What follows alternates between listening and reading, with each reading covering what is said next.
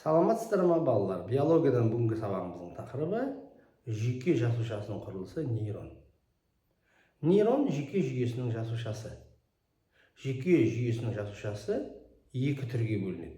Біріншісі нейрон, екінші нейроглия. Жүйке жүйесінің негізгі жасушасы нейрон деп аталады. Нейрон дегеніміз жүйке жүйесінің құрылымдық және қызметтік бірлігі.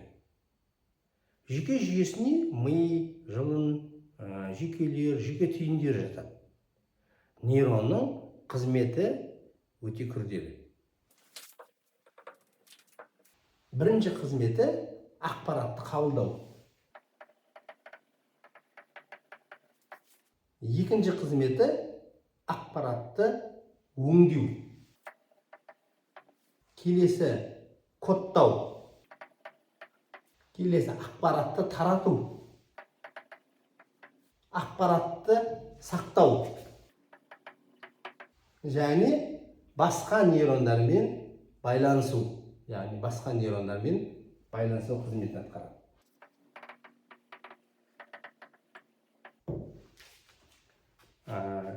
Жүйке жүйесінің жасушасы нейронның құрылысы. Нейрон қысқа өсіндісі дендрит, ұзын өсіндісі аксон. Нейрон аксонның ұзын өсіндісі аксонның ұштары, мына ұштары синапс деп аталады. Синапс арқылы мүшелермен, бұлшықеттермен, басқа нейрондармен байланысады. Жүйке жүйесі жасушасы нейрон аксоннан және дендриттен тұрады деп айттық. Аксонның денесі шыван жасушаларынан құралған, міне шыван жасушалары. Ал шыван жасушаларының арасы ранвие буыны деп аталады. Аксонның сыртын миелинді қабықшамен қапталып тұрады. Миелинді қабықша. Миелинді қабықша дегенде аксонның сыртын қаптап тұратын миелинді қабықша липидтерден, липопротеидтерден, протеидтерден, майдан құралған нәруызды майлы қабықша. Миелинді қабықшаның қызметі электр оқшаулау қызметін атқарады. Енді нейрон қызметіне байланысты үшке бөлінеді. Бірінші қызметі қабылдау. Нейронның қабылдау қызметін оның қысқа өсінділері дендриттер атқарады. Аты айтып тұрғандай, қабылдау деген қозуды қабылдайды және қозуды басқа нейрондарға өткізеді. Нейронның екінші қызметі интегративті деп аталады. Интегративті қызметі нейронның аксон,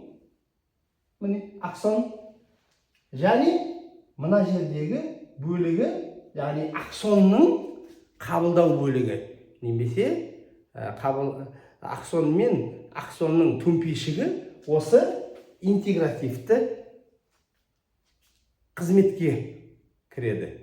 Интегративті қызмет дегеніміз, балалар, ол жүйке импульстерінің генерациясын жүзеге асырады.